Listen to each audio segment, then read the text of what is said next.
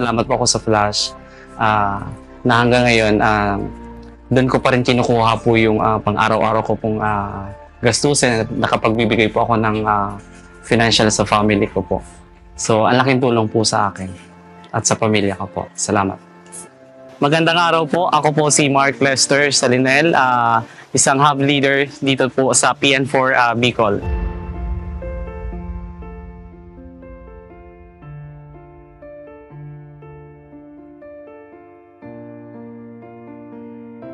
May get to 2.5 years na, and then magti 3 years po ako ngayong December 15.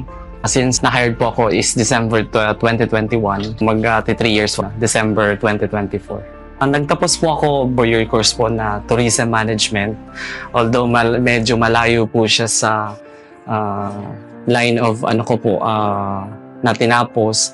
So since nagka-pandemic po noon, wala po, kumbaga nag-close po ang tourism industry. So, trinay ko po ang logistic line or company. So, nag-try po ako dito sa Bicol para maghanap po ng work. And then, during pandemic, so, nakapasok naman po ako dito nga po sa Flash. Unang pumasok sa isip ko, yung trabaho is mabigat, warehousing po siya.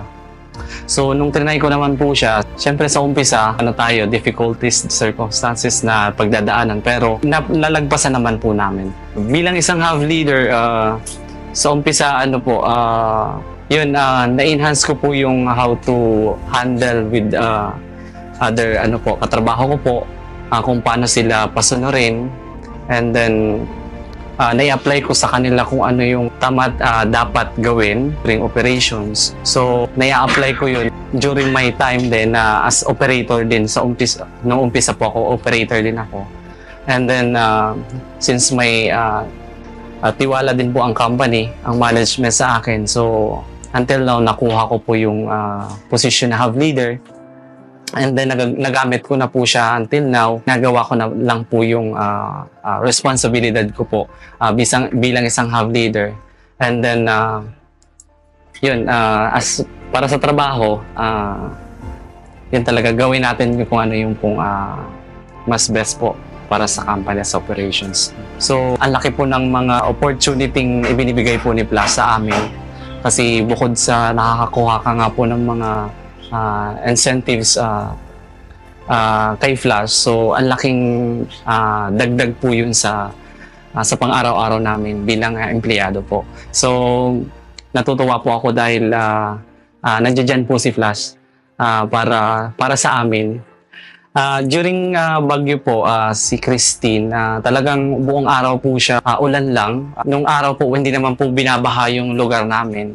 So, nito lang pong taon, medyo buong araw pong inulan, kaya lubog po din sa baha po itong lugar. Kaya madami rin pong naapektuhang gamit at naperwisyo pong mga hayop. Wala po ako dito nung bagyo, yung baha. Naka-duty po ako that time. So, umuwi po ako ng umaga, nasa mga lapag na maputik. Hanggang ngayon, patuloy pa rin naman na bumabangon paunti-unti. Kasi doon naman tayo mag-uumpisa. Kailangan kung ano yung mga kailangan problema, lagpasan lang po na. Yung worry ko po sa family ko since malayo po ako. And then iniisip ko na lang po noon na kahit wala kaming communication that time, iniisip ko na lang na safe din po sila. And then ang ginawa ko na lang, pinag-pray ko na lang po sila na maging safe po talaga. And then, syempre, yung safety ko din po. Salamat po sa Alagang Flash. Itong binigay po ninyo sa akin, malaking tulong po ito sa amin para sa pang-araw-araw din po na pangangailangan po namin. So, maraming salamat po sa Alagang Flash. Happy 3rd anniversary, Alagang Flash.